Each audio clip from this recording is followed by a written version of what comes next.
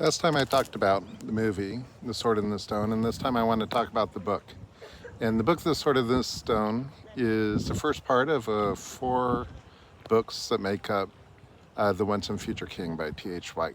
And so I'm only looking at specifically the chapters in the book where Merlyn turns Arthur into animals, because I think that's going to give us plenty to talk about. But like I mentioned last time, T.H. White's book is based off of Le Mort d'Arthur, which is a much longer book, 3 times as long. And that book was sort of a summary of the Vulgate cycle, which is not really a book, it's just sort of a collection of all the stories of King Arthur and Merlin up until that point in history. So Le Mort d'Arthur is the summary of that, and T.H. White's book is a summary of Le Mort d'Arthur. So anyway, the first animal, there's 5 animals altogether that Merlyn turns Wart into. The first one is a fish. And it's very similar. It's, of all of them, the most similar to the movie as a fish. Wart eventually swims up to Mr. P, the biggest fish in the moat. He's 4 feet long. And Wart says, "I'm not quite sure what I should ask you." And Mr. P says, "It doesn't really matter, because the answer is the same no matter what. The answer is always power." Mr. P says, "It doesn't matter if it's a question of love or passion or emotion. All those things are sort of evolutionary things. But it always boils all the way down to power, and it's specifically physical power. If you've got the physical power, then you can do what you want, and it's just a question of how do you accumulate that power." And the whole time he's talking to Arthur, he's getting closer and closer until he's close enough to chase after Arthur and swallow him. And there's not a chase scene like in the movie. Merlyn just saves Arthur, and they both are transported back to the drawbridge, and the scene is over. There's no chase scene. It's more about, being a fish and what that experience is like. The next kind of animal Merlyn turns Arthur into is a falcon. A falcon is specifically a Merlyn, which is actually a type of falcon, a smaller falcon. And instead of teaching Merlyn how to fly, they go to the building that Sir Ector has, where he keeps all of his falcons for hunting. And so he's not flying, he's just sitting there talking to all the other falcons who all have their hoods on. And the falcons all see themselves as officers. And so they all go about their business during the day, and at nighttime they all get together and they talk about what they did during the day, and all the things that people talk about at nighttime. And so the officers, the other falcons, decide they need to initiate Arthur into their collection of falcons. And so they give him a test, which Arthur passes, and then they give him an ordeal to make sure that he's made of the stuff that they are looking for. So here's the ordeal. The oldest falcon, Coley, the biggest, strongest falcon, is also a little bit crazy, as sometimes warriors become, you can imagine an old warrior, you're not quite sure what he's going to do next. And so not only is he big, strong, and powerful, but he's sort of unpredictable. And so here's the ordeal. They tell Wart, you need to go sit by Coley until the bell tolls 3 times, okay? And so he goes over and he sits by Coley, and Coley's like, "You shouldn't be sitting here. I don't know what I'm going to do next." And Arthur's like, "Yeah, I'm a little scared, but I'm going to sit here anyway, and I'm brave enough to do this." And the bell chimes once, and by the time the bell chimes 3 times, Coley's coming after Arthur and grabs him and pulls out a couple feathers, and Arthur escapes just at the last minute, and is able to get back to where he's going. And I think one of the lessons is how the falcons see each other and themselves as compared to how other people see the falcons. And I think that that's important. Maybe one of the things Merlyn was supposed to learn about. But I think it's very similar to Mr. P in that power is not something to trifle with. And a lot of times the people who are in positions of power are also not necessarily, they're trying to control that power and use that power for good things, but they're not always 100% predictable how they're going to use that power. So that's the second lesson. Or if it's a lesson. I think they're more experiences than lessons. The third animal is an ant. And so Arthur is sitting there. Luckily, Merlyn made him smell like all the other ants, and smell is an important thing for ants. And Arthur, Wart, is sitting there looking around at the other ants, trying to figure out what they're doing. And an ant comes up to him and says, "What are you doing?" And Wart says, "I'm not doing anything." And the ant gets all flustered. He's like, "Well, what do you mean you're not doing anything? You're insane. If you look around, all the rest of us are doing things. That's what it means to be an ant, is we've got things to do and we do them, And so he's like, "What's your number?" And Wart's like, "I don't know what my number is." And the ant's like, "This is absolutely crazy." So the ant goes to his superior and says, "Hey, we've got a situation here. We've got an ant. He doesn't know what his number is. He doesn't know what he's supposed to be doing. I'm reporting him. This is like this crazy thing that's going on." And these chapters are long. And I think the story about the ant, it goes on about all sorts of other things. And one of the things that it focuses on is like the music that the ants listen to and the thoughts that the ants have over and over again as they're doing the jobs that they're assigned to do without really thinking too much about why they're doing them. And Wart is really standing out like a sore thumb. And eventually the story switches from them all thinking about what they need to be doing for the good of the hive or the good of the colony to thinking about the colony, the next one over, attacks. And so they go from thinking about what they need to do to help out their colony to what they need to do to defeat the other colony. And the songs change and the thoughts change, and it becomes much more martial. And just like trying to help the colony, every ant has a job and a purpose in the war as well. And it's very much this, hive mindset, as you can imagine it would be. So that's the third animal that Wart gets turned into. The next animal is a goose. Actually, I think he turns him into another bird so that Arthur has some flying lessons with Merlyn's owl before becoming a goose and hanging out with the other geese. And it's 2 chapters this time instead of just 1 chapter. And I'm not going to do it any justice at all because the descriptions are just phenomenal. And there's all these songs and all these descriptions of the fields that they're flying over and this and that. But there's some conversation, like when Arthur is first a goose, he's talking or eating, having a meal with all the other geese. And there's one goose that's sort of sitting sentinel over all of them, keeping guard over them. And that goose turns to Arthur and says, "It's your turn now." So Arthur guards them all for a while, and probably longer than was his due. And then the first bird says, "Hey, it's someone else's turn to take over as guard." And they get to talking. And Arthur's like, are we guarding the flock from other geese?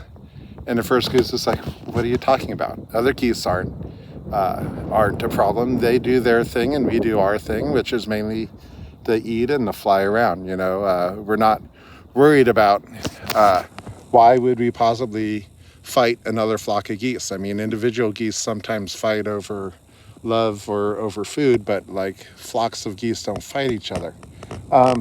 And it goes from there to, them flying over all these different places with all these great descriptions. And at the end, there's this conversation about borders and how borders are so important to the ants and so important to the humans. And if you're a migratory bird, borders don't mean anything at all. You're just looking for the next piece of food. You're looking for how to get to that warm spot to hang out. And so, yeah, that's the life of a goose. And again, I want to emphasize, White's really, he doesn't focus on the conversations. The dialogue is very slim. It's mainly just descriptions of how awesome it would be to be a goose flying over everything, looking down at the land. Yeah. So in the end, he becomes a badger, and he gets sent to Mr. Badger. And Badger said, so Merlin sent you to finish your education. Well, I can only teach you two things, to dig and to love your home. These are the end of philosophy. This is what philosophy is about, learning to dig, learning to love your home. He said, the Badger says to Wart, it's really good Merlin sent you here. I've been working on a treatise on man and why man is the king over all of the animals, or rather the tyrant over all the animals. And he said, let me tell you this lesson, this parable. He says, here's the story of the creation of man. God had all of the animals. This is before any of the animals had a form, and he had all the animals lined up. And he asked them one at a time, so what do you want to be? What do you want to do? And I'll give you the tools to do it. So he asked the fish, and the fish said, I want to swim. So God gave him fins. He asked the bird, and the bird said, I want to fly. So God gave him wings. He asked the badger, what do you want to do? And the badger said, well, I want to dig. So he gave him powerful arms and digging claws. And he went down the line asking one animal after another. And man was the last person he asked. Man actually kept on going back towards the end of the line. And God said, what do you want, man? What tools do you want to have? What do you want to do? Man says, I'm good. I'm good. I think I've got everything I need. And God's like, yeah, you do. Like, you don't need wings to fly. You don't need fins to swim. What you need is like the intellect, the language, the culture. You need the opportunity to come up with the tools yourself. You can learn how to fly. You can learn how to swim. You can learn how to dig. You can make the tools yourself, you know. And this is why man has dominion over all the other animals. And Badger didn't come up with the story himself. You know, it's an Aesop fable. It's over 2,000 years old. It is an old story that every other animal is fitted in one way or another to exploit its environment, and man's the only animal that needs to come up with the tools on their own. You know, this is the story Aesop told. In his story, it wasn't God, it was Zeus, or, you know, tomato, tomato. So they're talking a little bit longer about man and his dominion over the animals, or tyranny over the animals, depending on how you look at it, and how it's a blessing and a curse. And Arthur's like, well, how is it a curse? And Badger's like, oh, humans are the only animals that go to war with each other. And Arthur's like, no, the ants go to war with each other too. And the Badger's like, well, there's a bunch of different species of ants, and only 3 or 4 of them go to war with each other, and maybe one species of termite, but every other animal, they just don't go to war against themselves. And Arthur's like, well, war's not all bad. You've got trumpets and banners and shiny armor. And Badger's like, nah, you know, what would you rather be? Would you have rather been the ant or the goose? Which did you prefer? Before Merlin turns Arthur into a fish, before his very first adventure, Merlin says the essence of education is experience. The essence of experience is self-reliance. One of the things that makes the book, The Sword in the Stone, different from the movie is at the end of every experience, Merlin doesn't have to sit down with Arthur and say, this is what you were supposed to learn. This is a lesson. You know, he doesn't write the standard up on the board for the students to look at as they're having the experience. It's like, just have the experience, create these memories. And the cool thing about thinking about education that way is you can have the experience and come to one conclusion, and then you can think about it and dwell on it, sometimes for a week, sometimes for a month, sometimes for half a lifetime. And you come up with a different lesson. You know, you learn, you continue to learn from those memories and experiences. There's a merit badge called environmental science that I got when I was a kid. One of the things you had to do for the merit badge is you had to go to the same place in nature for 4 days in a row, 2 hours at a time, and just observe.